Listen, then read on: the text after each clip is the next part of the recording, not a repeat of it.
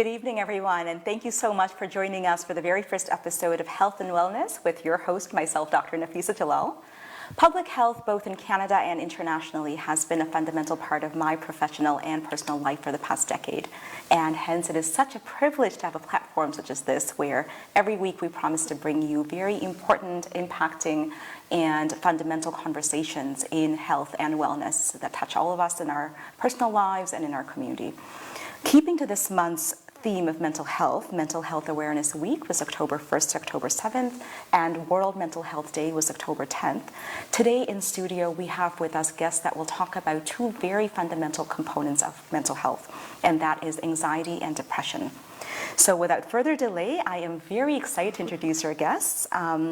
First one, Monique Lucas is a registered psychotherapist qualifying who recently completed her master's in counseling and spirituality and is a founder of Healing Roots Therapy. Welcome, Monique. Thank you for having me.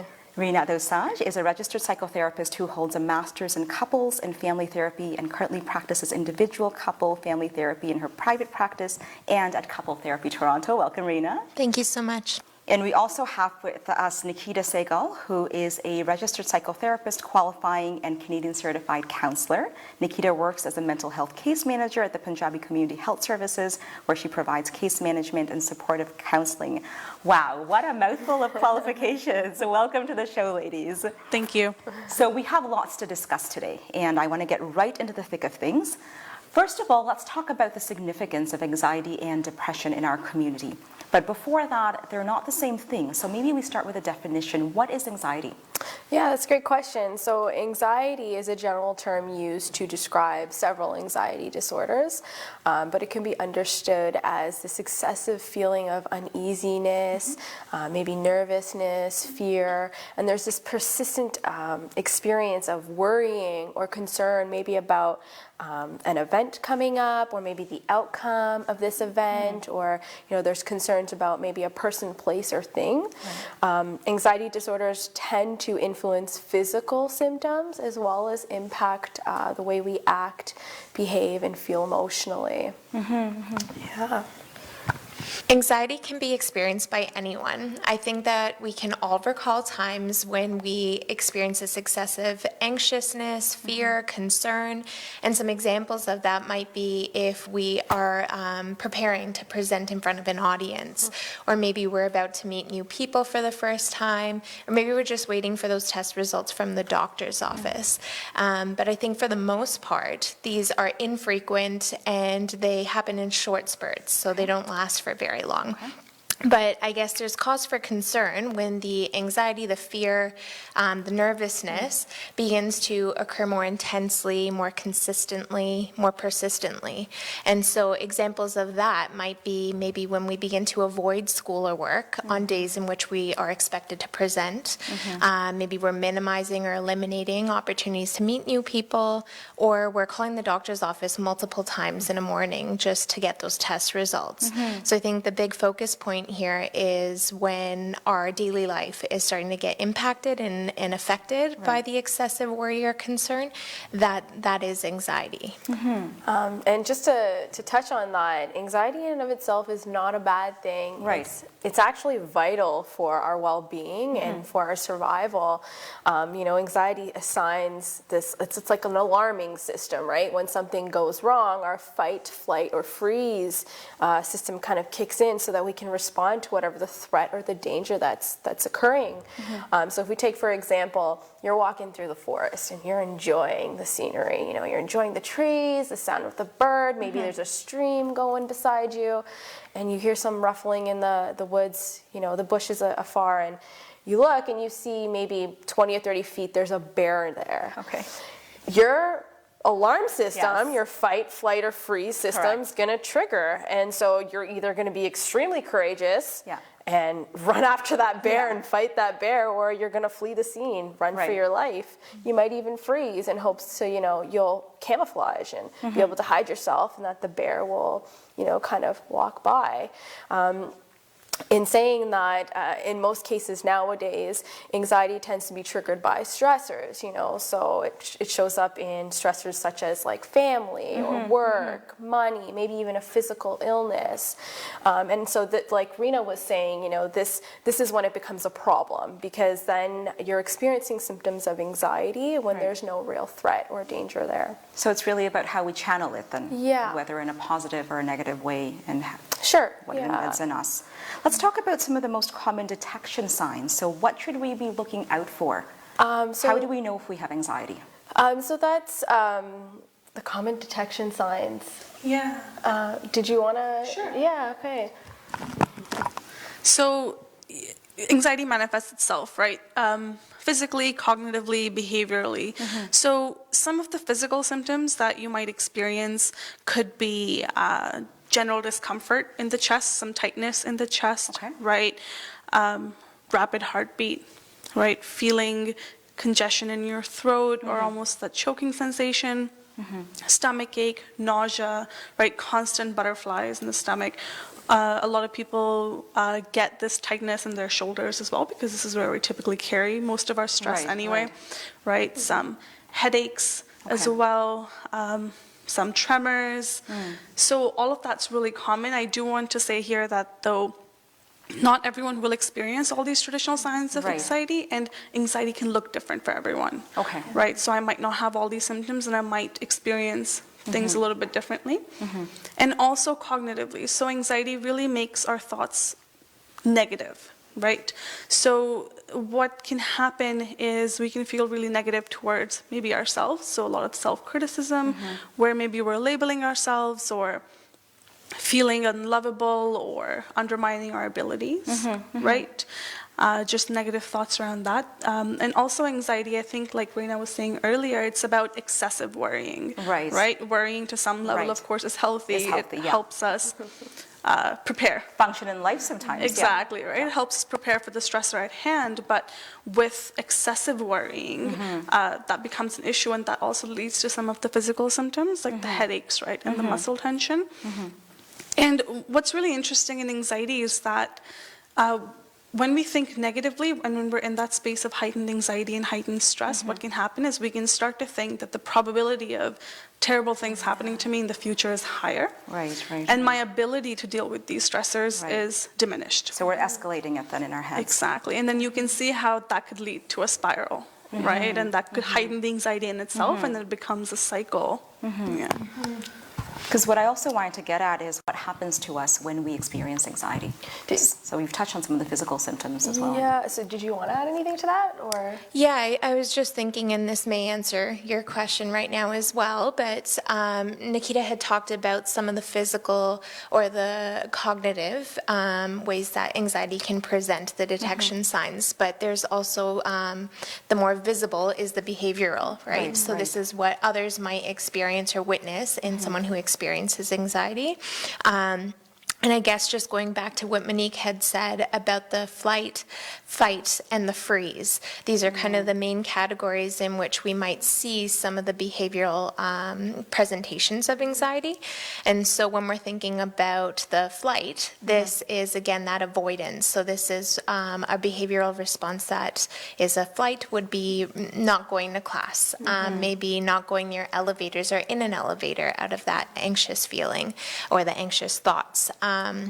A freeze would maybe be where you're going to the class and you're ready for the presentation, and then you're up there and that's when nothing comes out your mouth. Oh, I can relate to that.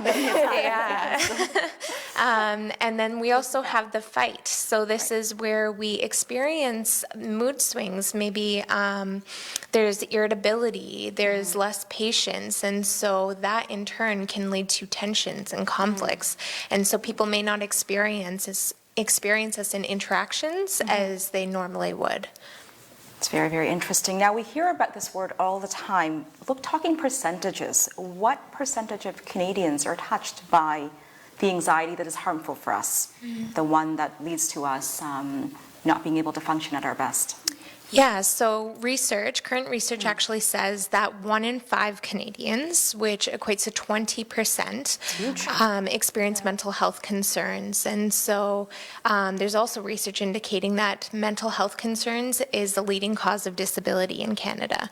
And so I think with those stats in mind, I also like to mention that I think those are largely underestimated statistics as well. I was going to comment on the same, yeah. Yeah, I think there's a lot of reasons for that not being as accurate as it could be. Some of those explanations are because not everyone has the term to identify what it is that they're experiencing yet, right? So there still is a lot of stigma. There's still not enough talk about mental health, about anxiety. So they may not have the vocabulary for it. Others may have the vocabulary and just don't identify with the terms of anxiety. Right. But what they're experiencing might fall well in line with what research tells us about anxiety. And then there's just misdiagnoses, people who may not want to out themselves in their experience. So multiple reasons why the statistics may not be as accurate. Quite underreported, I would say, yeah. Yeah. Yeah, absolutely. Now let's bring in depression. What is depression? How does it differ from anxiety? Yeah, that's a great question. So depression is essentially a mood disorder. Okay. And it is both a common and serious medical illness that affects the way we feel, think, and act. So it can be understood as an experience of low moods, such as sadness or maybe worthlessness, hopelessness, helplessness. And you touched on something important there that I want to clarify as well. Oftentimes when we're sad, we might think we're depressed, but sadness and depression are not the same thing. But one can contribute to the other. Yeah, so I like to think of it this way. Sadness is actually a symptom of depression. Right. In touching on that, sadness is kind of, it is emotion. It's like any other emotion. It's like happiness. It's like agitation. It's fleeting, and it has a cause. Depression is more so of an abnormal mood state where it kind of sits. You're kind of stuck in these low moods. Maybe something triggered it, and it subsided, but you're still kind of feeling these low moods, even after maybe experiencing pleasurable moments in your life. I think it's kind of similar to how I had spoken about anxiety, where even depressive moods is quite common for everyone to experience, right? As we go through life, there's really challenging moments that present. And so we may experience the loss of a loved one or another really challenging moment. And that can invite us to have these really deep emotions that can be hard to process and get through. But I think for the most part, it is temporary, and we are able to work through it. The concern here becomes when it feels less manageable and the feelings of sadness or those deep emotions we are experiencing become more frequent, intense, persistent, and it doesn't feel like there's too much of a way out. And so that is where maybe it's a little bit straying away from sadness and more of a depressive mood. Now, I want to talk about how we identify when we're clinically depressed. But before that, we are going to be taking a very short break. Please stay with us, and we'll join you just in a minute.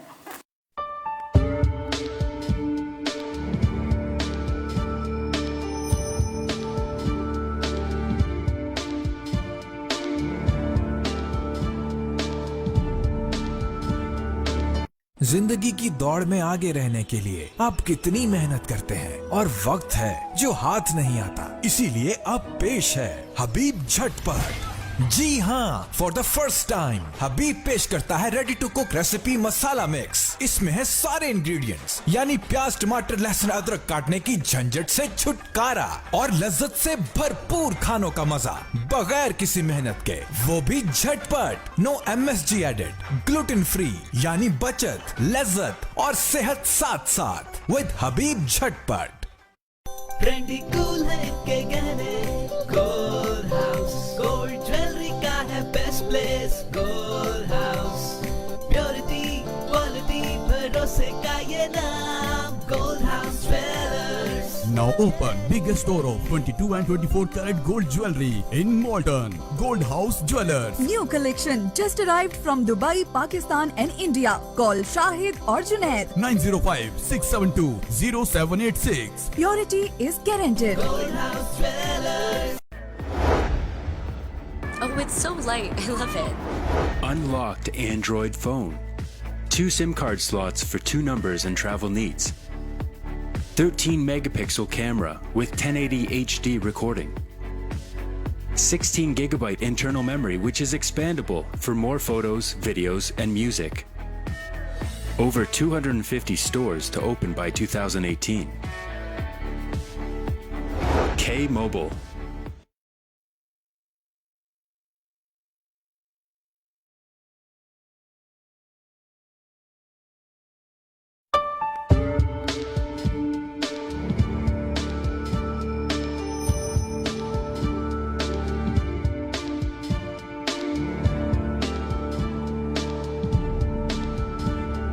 Welcome back, everyone, to Health and Wellness with myself, Dr. Nafeesa Jalal, and I'm here in studio with Monique, Rina, and Nikita. Before the break, we were discussing some of the definitions of depression, and we were speaking about anxiety before that. So I'd like to just jump back into that conversation and talk about some of the symptoms of depression that we were talking about. That's a great question. I think there's, again, a really unclear line between sadness and depression. So some warning signs or some things to look out for that might be indicative of depression or experiencing that is the irritability, mood swings, right? So there's this misconception that you're sad all the time, and that's what depression is. But it's actually quite a fluctuation of different emotions. But generally being undertoned by a sense of hopelessness or helplessness. Right. There can be a big switch of diet. So you may eat significantly more, you may have significantly less of an appetite than you're used to. Similarly, there's a big shift in your sleep. So you may be sleeping significantly more or sleeping significantly less. So there's these drastic changes in your sleep and your eat, in your willingness and ability to kind of connect with others. There's a disassociation at times where you may not feel that energy or that commitment to anything or anyone that you are used to having or feeling. And so those can be quite alarming for the individual themselves and also for the people around them, right? It can be very scary to notice those shifts. So it's important to keep in mind what the shifts are because they're going to be different for every one of us. Yeah. I actually just want to add to that, depression has many forms. And so in saying that, you know, there can be such thing as mild depression, right? So somebody might experience low moods for maybe hours within a day or maybe a couple days at a time, but they're still able to experience positive emotions when pleasurable events happen. Now, when you look at severe depression, it's an experience of low moods that tend to happen for maybe days, weeks at a time. And the difference with severe depression is even when we are having the pleasurable experiences, the positive emotions aren't showing up. So I think it's important to kind of highlight that there are many different kinds of forms in which people can experience depression, and it's different for everybody. And the time length then is important to notice as well. Is it something that's fleeting or is it something that's consistent? It's something I recommend that if people notice that they're staying at a low mood or they're experiencing some of the things that Rina had pointed out, to reach out to a professional if they're unsure of what's going on with them. Absolutely. And I think that segues nicely into what I wanted to talk about next, which is September that just passed was Suicide Prevention Awareness Month. Now, does suicide have a connection with anxiety and depression? Yeah, I think definitely suicide has a big connection with anxiety, depression, with any other mental health challenges, right? Research is showing us that about 4,000 Canadians every year die by suicide, and that's an alarming number. And after motor vehicle accidents, death by suicide is the leading cause of death amongst Canadians aged 15 to 24. Okay. Yeah, so it's definitely connected. And, you know, when the pain of anxiety and depression becomes really unbearable, individuals, might then think of ending their life as the only possible way that can provide them a relief from the pain that they're feeling, which is why it's so important, to use these platforms and to be here today and convey the message that there is help available, right? There are resources available that offer support. They're more accessible now, right? And encourage our viewers to access those supports. And also, I think as members of the society, it's really important for us to also know the common signs of someone who might be contemplating, right, suicide. And so we can work towards preventing, right, or reaching out to someone who might be struggling. So some of the major things to keep in mind are, of course, the signs of clinical depression that we have just discussed. This preoccupation with dying or with death, right? Or someone might be sorting all of their affairs, right? Have a pressing interest in wills or life insurance, right? You might notice some drastic changes in appearances. So, if because of the depression, they're not sleeping well or they're eating too much. So you might notice rapid weight gain or weight loss, right? Or consistently, you might notice dark circles underneath their eyes, things like that. And if there's any previous suicide attempts, that's the #1 risk factor. Of course, yeah. Right, so keeping that in mind as well. And I think as family members and friends, it's not easy to see someone you love in pain. Right, it's a very difficult thing, and you can feel really helpless if you can't do anything to immediately mitigate their pain. So I think it's also important to highlight that if you do notice someone who's struggling with these issues, is being mindful, right, of how we're interacting with them, and not having a judgmental or a blaming stance. Just being very gentle, tentative, and mindful of how we're speaking. To bring out the conversations, perhaps. Definitely, yeah. I just wanted to add to that. I think it's really important to remain curious, right? In today's society, I think we're beginning to talk a little bit more about mental health and suicide, but with that comes a lot of assumptions now too. And so I think it's really important to remain curious, whether you're a professional or a friend or family member of someone who may be experiencing suicide, or even trying to remain curious for yourself if you're the one who's experiencing these things, remaining open to share as much as you feel comfortable with, so we have less opportunity to kind of let these things slide. These telltale signs kind of slip through the cracks. I also just want to add to that too. Oftentimes there's this misunderstanding of having a conversation about suicide. Asking somebody, "Are you having suicidal thoughts?" There's a misunderstanding that if I say this, oh no, this person's going to have these thoughts, or they're going to do something to hurt themselves. When that's not the case. When you do talk about it, or when you ask directly, "Are you having suicidal thoughts?" it opens up a platform for them to talk about what they're going through, right? Without the shame or maybe the embarrassment that comes with having these thoughts. So that leads me directly to my next question for all three of you. When is it necessary to seek help? At what point do we know that we have to seek help? Or perhaps if we're seeking help for somebody else? So that's a great question. In all honesty, whenever you have any of the symptoms, or you suspect that you might be experiencing any of the things that... Better to be proactive. Yeah, go talk to your doctor. Maybe reach out to a community health center, or, there are plenty of resources online. Reach out to a mental health support worker if you feel like you are experiencing some of these things.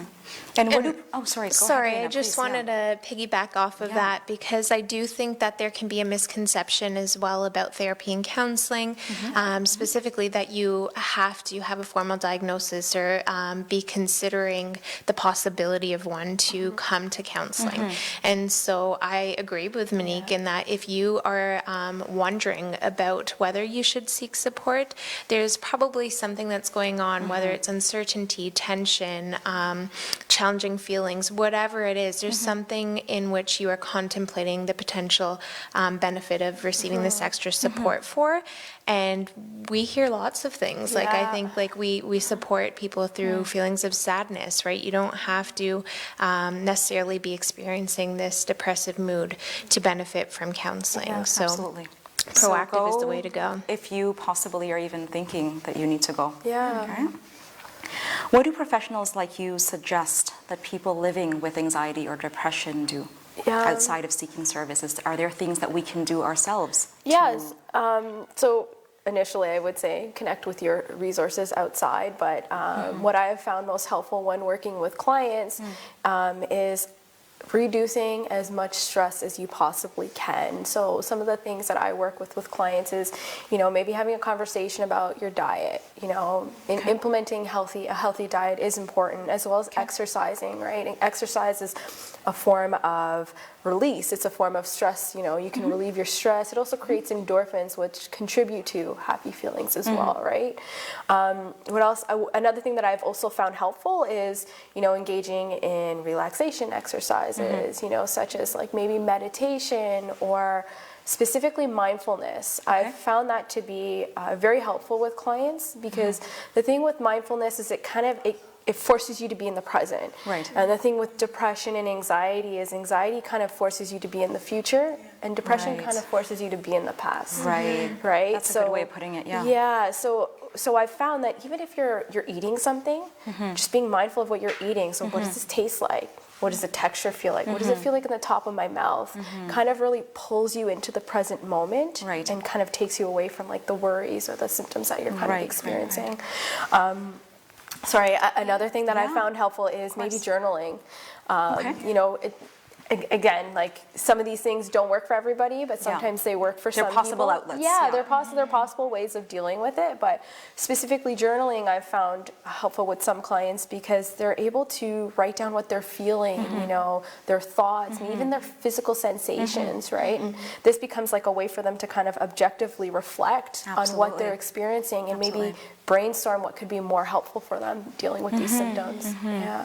Now, what treatment options are available? I want our audience to know if they're feeling any of these symptoms, if they are in contact with other people who are. Where do we go? Yeah, I mean, the first step, would be to, like Monique said, is being a little bit more proactive about our mental health, right? Taking care of ourselves. And if someone is in a space where they are really noticing that these symptoms have a really strong hold on them, both medications and counseling are both viable treatment options.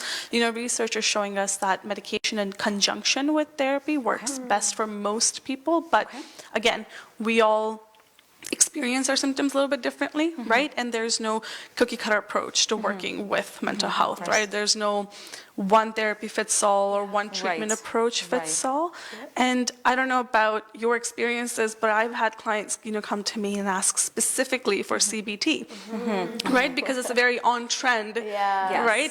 Therapy. Yes, and definitely CBT is one of the most evidence-based theories out there, but it's not the only one, right? And it may not work for everyone, right? So I really encourage our viewers that if you are, considering therapy, is doing your own research, right? Noticing what are some of the other approaches out there, and if you are ready for services, asking for initial consultation. I know a lot of therapists offer free consultations, whether they be on the phone or in person, right? Asking for that, and that way you can see if not just the personality, if that's a good fit, and what the the therapist's approach is.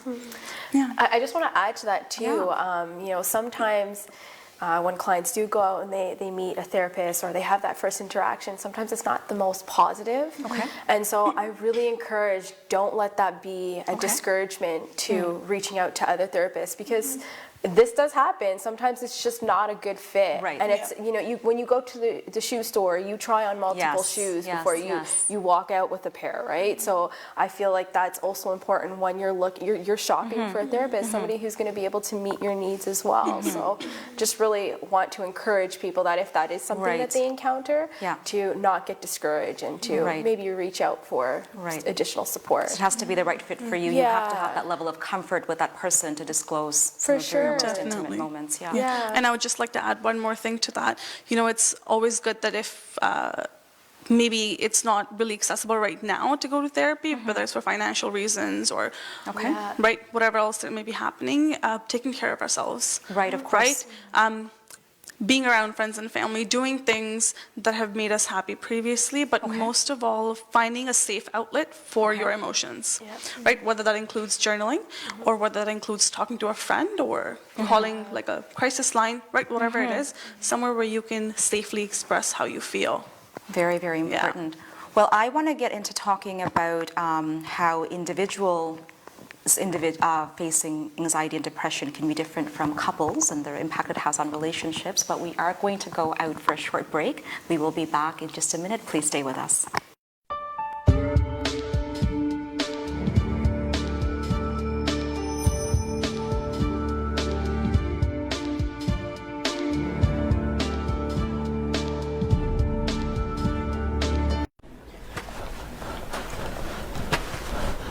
A criminal charge can be an ugly and nasty surprise.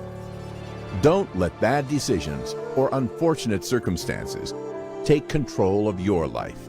The criminal lawyers at Alam Law Chambers will listen to your story and develop the best defense for you. Nothing in life is more important than your freedom. Reliable and affordable. Alam Law. This is the world of internet. You have everything on your computer and mobile screen. If you wish to promote your business through internet, especially to perfect target market, then you have just one reliable name, NJ Marketing, offering various marketing solutions like social media marketing, telemarketing, email marketing, search engine optimization, graphic designing, web designing and development, and mobile application development. So call now at 647-824-1485 or email at njmarketing15@gmail.com or log on to njmarketing.ca. हमने अपनी कामयाबी से बढ़कर जीता है अपनी community का एतमाद और भरोसा. Wajid Malik and team, a team of top-of-the-line real estate and financial advisors in GTA, from commercial to residential, यानी आपके पहले घर से कामयाबी के इंतहा तक, हर कदम आपके साथ. वाजिद मलिक and एहसान वली. Call now 416-827-3333 or visit wajidmalik.com.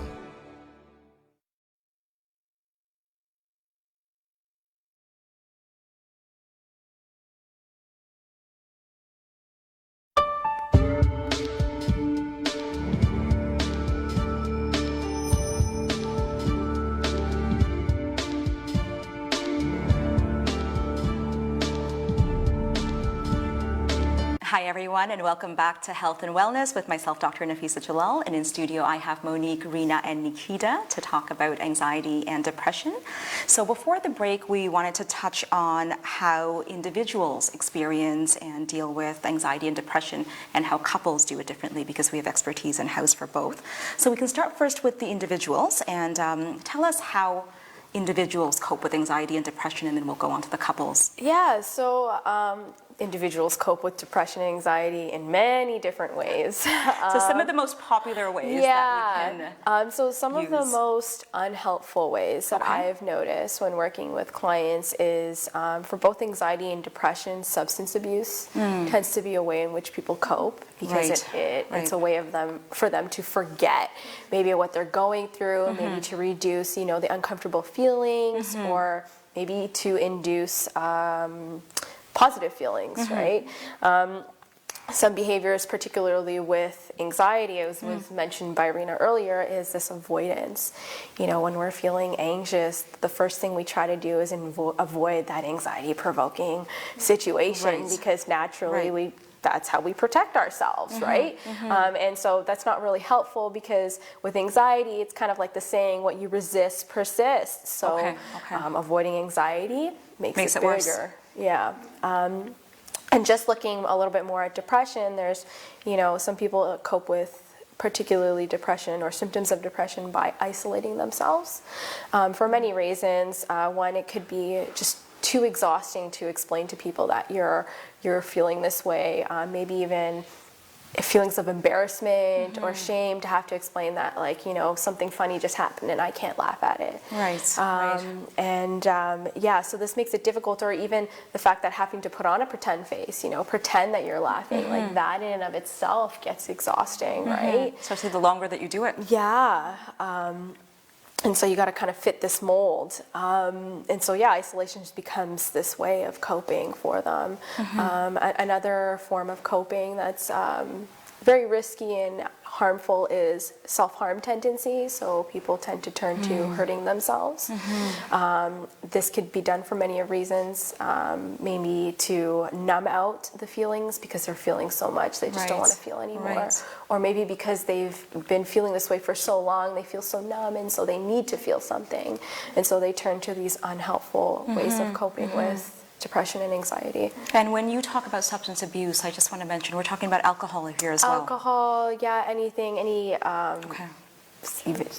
form of drugs that alters the mind, Absolutely. So Rena, how is this different for couples? If my partner is suffering from anxiety or depression, how do I deal with that? Or if both of us are, how do we support each other? Yeah, well, I'm glad that you mentioned, because the two are possibilities, right? So if we are looking specifically at exclusive relationships with two partners, there is the possibility of one individual experiencing depression and or anxiety, or both. And so it can be really tricky, right? Because as we heard from Monique, these are all different ways in which an individual may unhelpfully kind of cope. And so you'll get client inquiries where couples are coming in and they're either already doing a great job at supporting one another, or and they're looking to kind of build on that, or there's tension and there's conflict, and that's where we can see blame and guilt. There can be attacking and withdrawing, frustration as well. Yeah, lots of frustration. And so I think that's where it's really important. I guess I work from a relational lens, which means I really look at how every individual is within a larger context. We all have family, friends, workplaces, a culture, a community, right? So in a lot of ways, we focus on how each individual can be impacted by that, but we also in turn impact all of the external sources. And so when looking at an individual who may be experiencing depression and or anxiety, in society we often will say his depression is doing this, or her anxiety came up and this big fight occurred. The blame. And so that's really locating the depression and or anxiety within a person, right? So that belongs to him or her. And so what I think is really important, and it can be very subtle, but language is powerful. And so I try and encourage couples to refer to, and individuals, to refer to the experience of mental health concerns as the anxiety, the depression, because that externalizes it from within the person, which helps to invite all those involved to not see the problem is located within a person, but actually a separate entity. It's more objective then. Exactly. And then I think we can begin to have a conversation, or they can begin to have a conversation even amongst themselves about how they can work together to help lessen the power of the anxiety. So now we're working together, and it's not you that's the problem. Very, very interesting and very important for all of us to take note of. Next thing I want to talk about, I think, was the reason for why I wanted mental health to be on our very first episode, and that is stigma. We still consistently face a tremendous amount of stigma around all issues and all components of mental health. People are still nervous and hesitant and anxious about bringing forth issues that they have because of being stigmatized by those around us. In the workplace, we're often resisting talking about us having any of these things because we think our employer may not see us in the same way. How much stigma are you seeing? And especially Nikita, you, because you work with the Punjabi Community Health Services, so you're working within the community. And next, of course, I want to talk about how we eliminate that, because that cannot be the case anymore. I think this is an excellent question, right? And I think there's definitely still a lot of stigma out there, right? Especially in the South Asian community. But I think stigma has evolved from what it used to be. A few years ago, we really didn't know a lot about mental health, and there was general lack of mental health awareness. I think now we know, okay, yes, this is mental health, this is depression, this is anxiety, this is important, it happens, and there is treatment for it. But now I think there is this general reluctance in society to accept mental health as a part of our lives. Okay. Right? So I think it's still The other. Someone else's problem. Exactly. This happens. This is very real, but it doesn't happen to people like us. Right? And that general type of thinking is still there. When really depression and anxiety, can happen to anyone. And I guess when we're trapped in that type of thinking, if we are feeling depressed or someone we love is feeling depressed, we can chalk it up to be, okay, this is just a phase, right? Which of course then is going to make somebody feel even more ashamed about their experience, right? Or escalate the problem in some cases. Definitely keep someone from accessing any type of support. So I think there's definitely a lot of that. How we can open up the conversation, towards acceptance, I think change starts at home. Absolutely. And if today we can all go home and check in with our friends and family about their mood, their mental health, it's really going to start to help normalize the conversation, right? And it's going to make mental health an okay thing to talk about at the dinner table, right? Checking in with each other. I know I personally am very vocal about, my experience with mental health and my journey through therapy, and whether it is my clients that I'm speaking to or my friends and family, it's normalized the experience for everyone, right? Because it's much more relatable. Absolutely. And, I think one thing that maybe our viewers can take away today, from what they can do to increase acceptance, I think would be to just offer a listening ear to someone who may be struggling, but at the same time honoring their decision if they don't want to talk about it, right? We don't want to force someone into talking about such an experience, which leaves them vulnerable, right? Because somebody might just start resisting opening up to you in the future. So we definitely want to be mindful about that. And even if someone's not ready to talk about what's happening for them, there are other ways to support your loved one, right? So there's some practical supports. If you know someone is struggling with mental health, right? Offering to take on some household chores, right? Or if you know they're going to therapy appointments, offering to drive them to their therapy appointments, right? Things like that can really help. Simple supports. Simple supports, right? Offer moral boost. Or if you know that someone is on antidepressants and they're having disturbed sleep, letting them lie in, letting them nap, right? Not shaming them for sleeping in, maybe. And again, it goes back to being empathic and not coming from a position of judgment and blame, because curiosity, because when we come from a place of judgment and shame, that's a sure way to just end the conversation right there. Absolutely. Yeah, and you touch on a very important point, the conversation. We need to be able to speak about these issues very openly in a non-judgmental way. Definitely. Did Julie just want to add anything on the stigma piece? I think for me, thinking about, just to add a little bit of what Nikita was saying, maybe, I think it starts with being responsible for ourselves and also others, but, really self-educating ourselves about this, right? Learning more about what mental health is, how it can present itself. And I think it also revolves some form of reflection, being aware of how our own biases maybe unconsciously influence interactions or relationships with people. I think those are kind of ways that we can kind of maybe try and take proactive ways to understanding and how we can reduce the stigma. Absolutely. Now, Nikita, I want to go back to you again to leave our viewers with something very important. Free of cost services. Where can they go to access free services? And with Rena and Monique, I will have all of your information on the screen as well for anyone who'd like to reach out to you. I think there's definitely a demand for free of cost services. I mean, wait lists across every single organization are proof of that. However, there are a lot of other resources available. So if you're looking for in-person support, or you might be looking for online support, maybe you're not feeling ready, to go and speak to someone, another person. There's a lot of psychoeducation videos. On our website, especially pchs4u.org, a lot of psychoeducation videos that are actually facilitated in Punjabi to also target the immigrant population. Right, the South Asian population. Definitely, right. There is a resource called Big White Wall.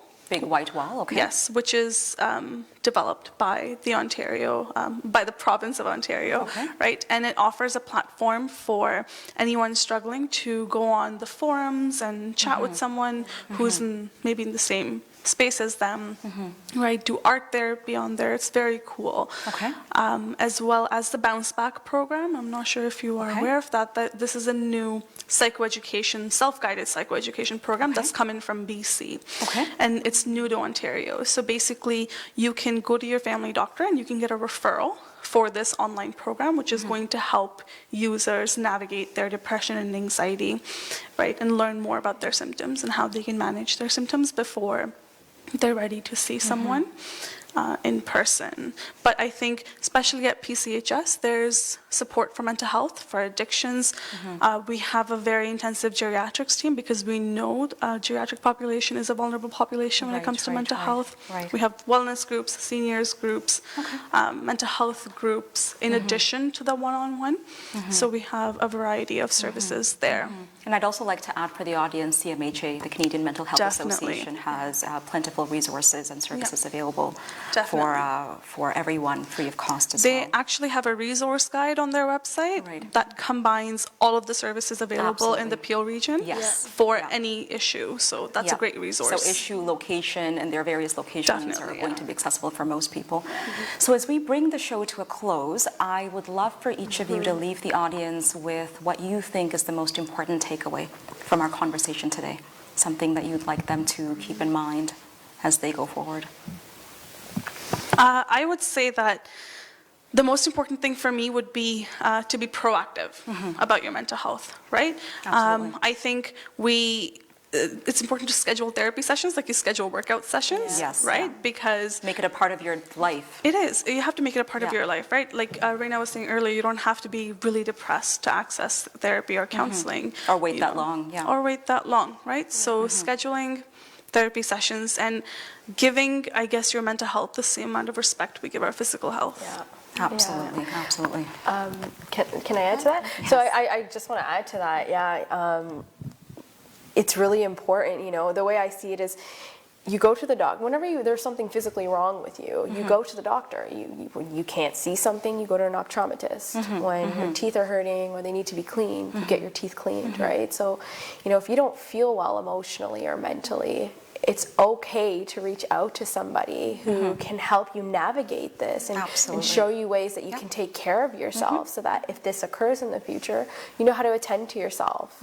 And so, in saying that, I also just want to highlight that you're not alone when you're going through these experiences. There are other people that are experiencing this. And Very large numbers of other people. Yeah, and there are people out there, whether it's me, Rena, or Nikita, that are out there that want to help you, or whether it's your family doctor or community services.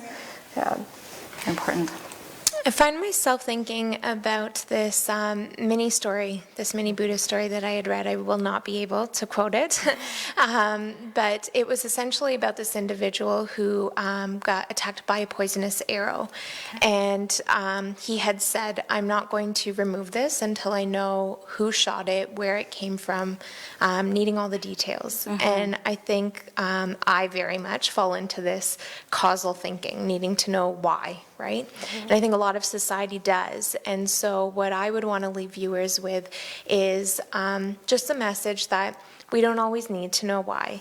And so sometimes it's okay to just feel and to know what you feel and to really focus on how we can get that feeling to be eliminated even just a little bit.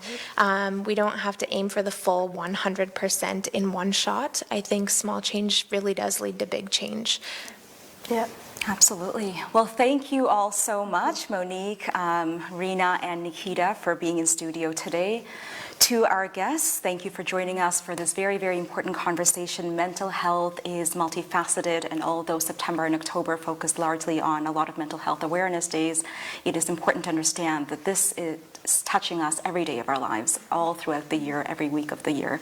So make mental health a priority, and like Nikita was saying, make it as important as physical health. Yeah.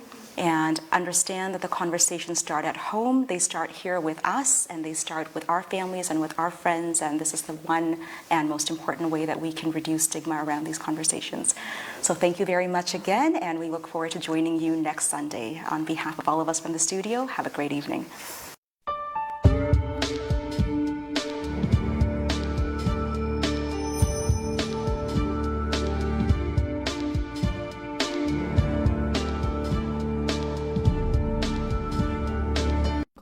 We at Albarca Travel are passionate about our clients' entire journey, from dream to experience to memory. We are not only the #1 Umrah agent in Canada, but also guarantee the cheapest airfare to Pakistan, India, Middle East, and Europe. Albarca Travel, combining your ideas with its experience and expertise to deliver you the most enjoyable travel experience and vacation packages possible. Get in touch at 905-232-6566. Albarca Travel. Explore the world with us. मैं हूं Jahangir Khan, squash court का champion, लेकिन real estate investment का champion Mohammad Kamran Hussain. मुझे उन पर यकीन है, आप भी करके देखिए। जहांगीर खान और हजारों क्लाइंट्स का चहेता मोहम्मद कामरान हुसैन। रेजिडेंशियल प्रॉपर्टीज और इन्वेस्टमेंट्स दोनों के लिए ही सही मशवरा, सही फैसला। मकान जिसे आप अपना घर कहने में फख्र महसूस करेंगे। Mohammad Kamran Hussain, 4163185264। An exclusive multi-designer studio specialized in wedding planning services, bridal wear, casual party wear, jewelry, shoes, purses, dupattas, men's and kids' clothes. You name it, we have it. Some of the Pakistani designer labels we carry are Zanike, Agha Noor, Sanasafinaz, Anas Abrar, Zainab Chutani, Wahaj Khan, Fatma Khan, and many more. Parahan, sheer elegance. We believe in quality service and best price.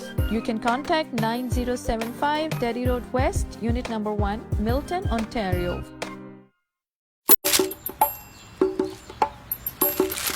Chocolate chip cookie. Ali सिर्फ cookie दूंगा, chocolate chip नहीं दूंगा। इसमें तो बहुत सारे chocolate chip हैं। एक सेकंड देता हूँ, अभी भी बहुत है। अब अली बेचारा क्या करे, जब नहीं बिस्कॉनी चॉकलेट चिप कुकी में है बहुत ज्यादा चॉकलेट चिप्स, ऊपर भी चॉकलेट, अंदर भी चॉकलेट। आपकी कुकी बिस्कॉनी चॉकलेट चिप कुकीज बहुत बहुत बहुत चॉकलेटी। हर खुशी बिस्कॉनी।